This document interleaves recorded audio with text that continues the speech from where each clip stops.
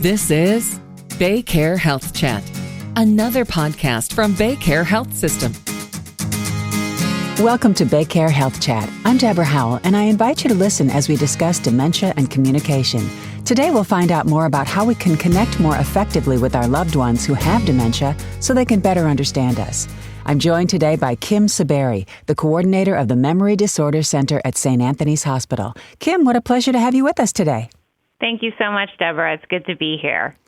Let's dive right in. Dementia makes it hard for your loved one to understand and be understood. Why is this so? When someone has dementia, they live in a different reality than we do.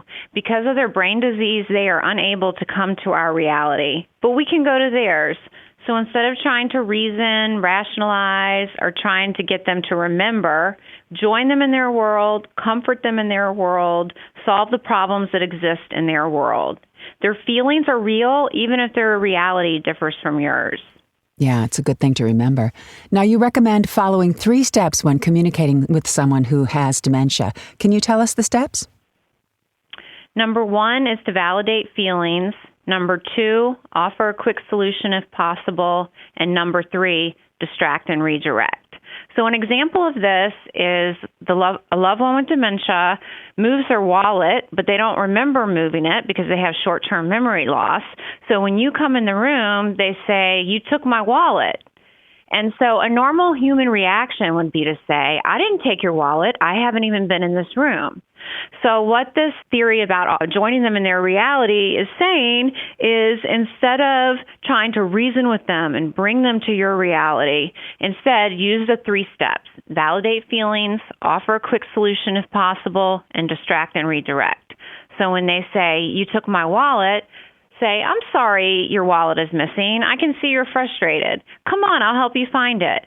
Hey, look at these birds out the window." So in this way, we can join them in their reality and help them solve their problem in their reality. And this isn't easy to do, Deborah. People have been communicating with their loved one in the same way probably for decades. So to suddenly change it is hard to do. So we suggest role-playing and kind of practicing, having a little self-talk, asking yourself, all right, what did I say when I was over there? How could I have said it better? All right, let me say it out loud and practice of what I should have said instead. I love this. I love this idea rather than, just going, "No, I did not take your wallet and I have to be right." It doesn't matter if you're right. Just it matters that they feel better and, that they find their wallet if it was quote unquote lost. And it just has to be right in their world, as you said. Now, this brings us to the next thing. Kim, what are fiblets? All right. Fiblets are minor adjustments to the way you explain things. It's also referred to as therapeutic fibbing. And it's therapeutic because we use it to calm and reassure our loved one. It can reduce their anxiety and help promote their self-esteem. And it's showing empathy and not being deceitful, as long as you're using it for their benefit and not for your personal gain.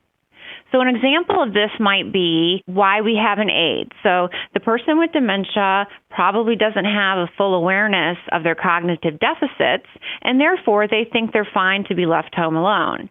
However, in reality, they're unsafe and they're wandering off and sometimes turning on the stove, and you're concerned about their safety when you're not there. So instead of saying, well, we're getting this aid because you can't be left alone, you're incompetent, or, you're unsafe, instead you can say, hey, we have someone who's coming over to do some housekeeping, and they'll be here while I'm gone to the grocery store. Another example is when someone wants their mom, and suppose they're, 80 years old, and so their mom has been passed away for some time. So instead of telling the person that their mother is dead, we can use a fiblet.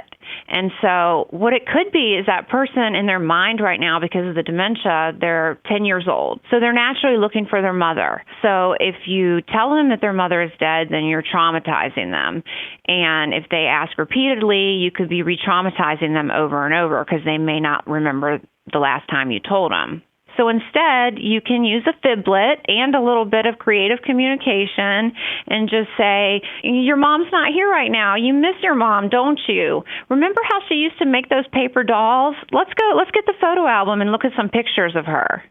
So in this way, you are not directly addressing that her mother has passed away, but you are trying to help her feel comforted, and she's probably missing her mom. So instead, you can help her reminisce. That's beautiful, Kim. How can we say things in a way that preserves our loved one's dignity?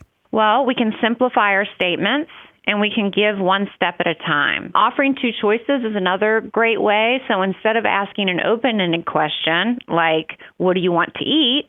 We can ask, would you like an apple or a banana? Would you like to take your medicine before dessert or after dessert? And use the word, let's go to the bathroom before we have dinner. Let's take our medicine before we clear the table. So you're saying things in a way to help promote your loved one's dignity. I like that as well. Now, what approach should we not take when speaking with a loved one? So a person with dementia, they live in the present moment. It is difficult, if not impossible, for them to remember the recent past or to plan for the future. So don't quiz them on what they did yesterday or what they had for breakfast. And if they say something incorrect, ask yourself, is this a safety issue? Does it really matter that mom got the name of her grandchild wrong or said the number of years she was married incorrectly? And if not, don't correct them. Help them to maintain their dignity and reduce their anxiety in the present moment. And also don't expect them to be able to plan for the future. Plan things for or preferably with them. Make sure they're getting plenty of socialization, cognitive stimulation, exercise, and healthy food. Help them stay calm and content in the present moment by being present moment focused when you are with them. Remember, you cannot change dementia. You can only change your reaction to it. It's a big job to be a caretaker for someone with dementia. And Kim, you've given us such great information. Where can our listeners go to find out more about your services?